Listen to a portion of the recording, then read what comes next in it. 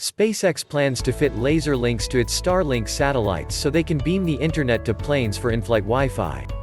The team behind SpaceX's growing satellite internet network Starlink is in talks with several airlines to beam internet to their airplanes, the project's vice president said during a conference panel on Wednesday. Expanding Starlink from rural homes and onto airlines is an expected move for Elon Musk's space company as it races to open the broadband network commercially later this year. "We're in talks with several of the airlines," Jonathan Hoefler, SpaceX's VP of Starlink and commercial sales, told a panel at the Connected Aviation Intelligence Summit on Wednesday.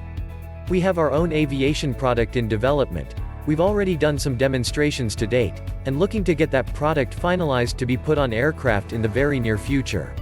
Since 2018, SpaceX has launched nearly 1,800 Starlink satellites out of the roughly 4,400 it needs to provide global coverage of broadband internet, primarily for rural homes where fiber connections aren't available.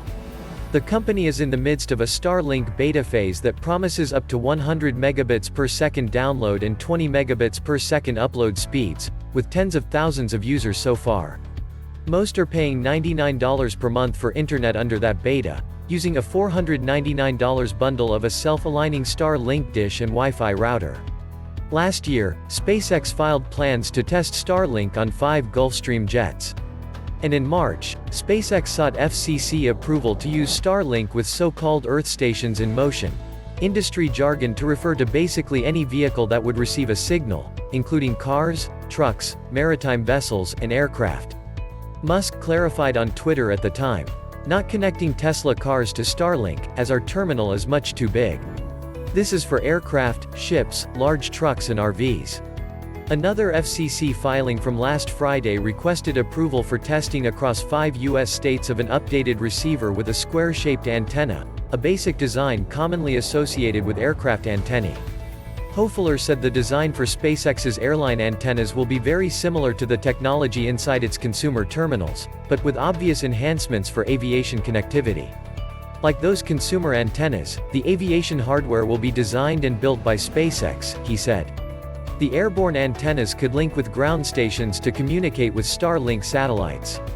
For Starlink to provide connectivity to airplanes flying over remote parts of the ocean, far from ground stations, will require inter-satellite links, a capability in which satellites talk to each other using laser links without first bouncing signals off ground stations. "The next generation of our constellation, which is in work, will have this inter-satellite connectivity," Hoefler said. Competition is fierce between Musk's Starlink network and the growing industry of low-orbit satellite internet providers. New competitors include so-called mega constellations from Jeff Bezos' Amazon, which has yet to launch any of its planned 3,000 satellites, and the UK's OneWeb, which has launched 182 satellites of roughly 640 planned. All of those satellites will be in low Earth orbit, a domain below the more distant geostationary orbits of larger internet satellites that currently provide internet services to commercial aircraft. Established U.S. competitors for in-flight internet are Intelsat and Viasat, which operate networks of satellites in geostationary orbit. Viasat recently announced plans to use its next-generation satellite network on Delta's mainline fleet. The California-based company is planning a 300-satellite low-orbit network of its own as well as a new geostationary trio that will start launching early next year. It is already a die-hard competitor to SpaceX.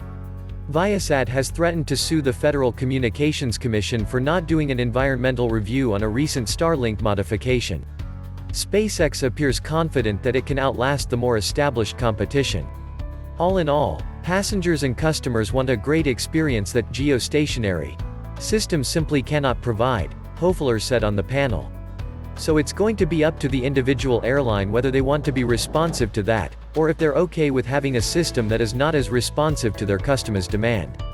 OneWeb, which was pulled out of bankruptcy last year by the UK government and Indian telecom giant Bharti Global, is also targeting in-flight internet services with its constellation and has been far more public with its plans than SpaceX. Asked by the panel moderator when customers can expect to use in-flight internet with any of the competing satellite networks currently expanding in low Earth orbit, OneWeb's VP of Mobility Services Ben Griffin estimated, the middle part of next year, maybe sooner. Airlines want to see developed hardware and services that work first, he added. We have been talking to airlines for quite some time, so there's no lack of interest, Griffin said during the same panel. SpaceX's Hofeler was cagey when the question turned to him. What Ben said is correct. People want to see the hardware, they want to see the constellation, and so we're driving that hard as fast as we can. When the announcement will be? To be determined. Don't know. Hopefully sooner rather than later.